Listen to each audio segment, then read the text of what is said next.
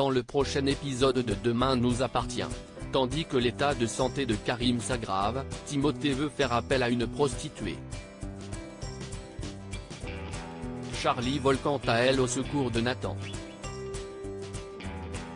Attention, les paragraphes qui suivent contiennent des spoilers sur l'épisode de Demain nous appartient diffusé demain soir sur TF1. Si vous ne voulez rien savoir, ne lisez pas ce qui suit. Lundi 4 juillet dans Demain nous appartient. L'état de santé de Karim s'aggrave et Noah a été placé en garde à vue pour complicité d'attentat, d'empoisonnement et de vol. Au cours de son audition, le jeune homme affirme connaître Justin mais précise cependant que ce n'est qu'une simple connaissance de travail. Lorsque Martin évoque le message qu'il lui a envoyé, Noah explique avoir tout simplement écrit sous le coup de l'émotion puisqu'il venait de rompre avec Judith.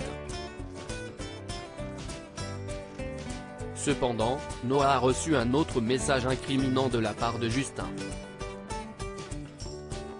Dans celui-ci, on peut lire « Je te l'avais dit. Tu n'es plus avec leur fille.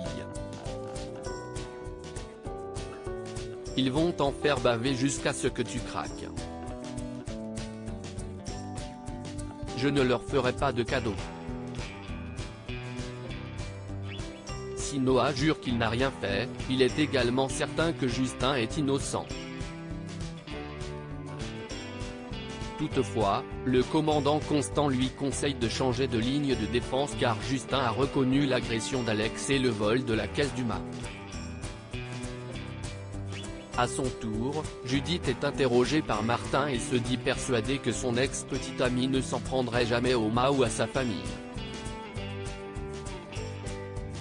Elle ajoute que depuis son retour d'Angleterre, ils se sont beaucoup pris la tête et que Noah ne s'est jamais véritablement remis de la mort de son grand-père. Bien qu'en colère d'avoir été obligée de vendre le MAP familial, la fille Delcourt ne croit pas une seule seconde qu'il puisse leur faire du mal. Seulement, Martin reste convaincu que Noah et Justin sont complices. Martin rencontre ensuite le procureur Perrault pour le tenir informé de l'avancée de l'enquête. Face à l'argumentaire du policier, Sébastien décide de prolonger les gardes à vue de Noah et Justin afin de permettre à la police de creuser la piste de la complicité. Pendant ce temps, Judith se sent coupable d'avoir témoigné contre Noah et a le sentiment de l'avoir trahi. Chloé lui conseille alors de laisser Martin faire son travail, certaine que le jeune homme sera bientôt libéré. De son côté, Robin a rendez-vous avec Bénédicte à l'hôpital pour une nouvelle séance. S'il est heureux à l'idée de passer du temps avec elle, il perd rapidement son sourire quand elle lui annonce que son collègue va la remplacer.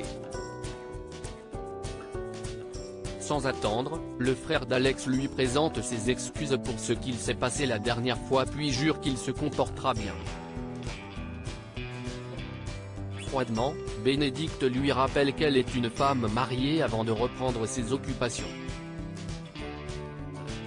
En parallèle, Karim est à nouveau sur pied et se réjouit de pouvoir bientôt sortir de l'hôpital. Cependant, tandis qu'il se promène avec Anna dans les couloirs de l'établissement, il s'arrête brutalement parce qu'il peine à respirer. Paniquée, Anna lui demande de s'asseoir le temps qu'elle aille chercher un médecin mais il s'effondre violemment au sol la seconde après. Karim a fait une embolie pulmonaire mais a heureusement été pris en charge à temps. Son état est désormais stable mais les médecins doivent en revanche s'assurer que son sang ne produira pas de nouveaux caillots. Toutefois, cela s'annonce délicat. En effet, Karim vient de subir une chirurgie vasculaire et si le traitement fluidifie trop son sang, il pourrait y avoir des complications hémorragiques. Les médecins vont donc devoir rester vigilants. La nuit tombée, un mystérieux individu se balade en barque sur l'exploitation ostréicole d'Alex et remet à l'eau de nombreux filets d'huîtres. Timothée veut faire appel à une prostituée chez les Brunet. Timothée demande à son père de lui donner un peu d'argent pour se payer les services d'une prostituée et ainsi s'entraîner avant de refaire l'amour avec Elsa. Victor, qu'il exclut catégoriquement, lui conseille plutôt d'avoir une discussion à cœur ouvert avec sa petite amie. Peu après, Timothée rejoint Elsa au Spoon et lui fait part de son intention de s'adresser à une prostituée. Évidemment, la jeune femme réagit mal. Quand son petit ami lance ensuite qu'il ne prend pas de plaisir en faisant l'amour avec elle, Elsa rétorque qu'elle le déteste avant de quitter les lieux furibondes. Perdu, Timothée va voir Anna pour lui raconter ce qu'il s'est passé. La psychologue tente alors de lui faire comprendre que ce n'est pas en parlant de sexualité avec une inconnue qu'il réussira à lâcher prise avec Elsa. Ce n'est qu'en parlant avec elle, qu'il prendra conscience de son ressenti et de ses désirs. Sur les conseils de sa psychologue, Timothée donne donc rendez-vous à Elsa pour échanger avec elle. Après avoir mis les choses à plat, il décide de faire l'amour une nouvelle fois. Timothée n'a pas réussi à lâcher prise mais était en revanche beaucoup plus détendu à tel point d'ailleurs qu'il se dit prêt à continuer d'essayer avec elle tant qu'il le faudra. Charlie vole au secours de Nathana la paillote, une cliente observe avec attention Nathan. Et pour cause, il lui a volé sa montre l'été dernier. Nathan a beau nier immédiatement les faits, celle-ci décide d'aller porter plainte. Heureusement, Charlie intervient et défend la cause de son ami en jouant la carte de l'enfance difficile. Touchée par ce qu'elle entend, la cliente accepte de passer l'éponge sur cette erreur de jeunesse.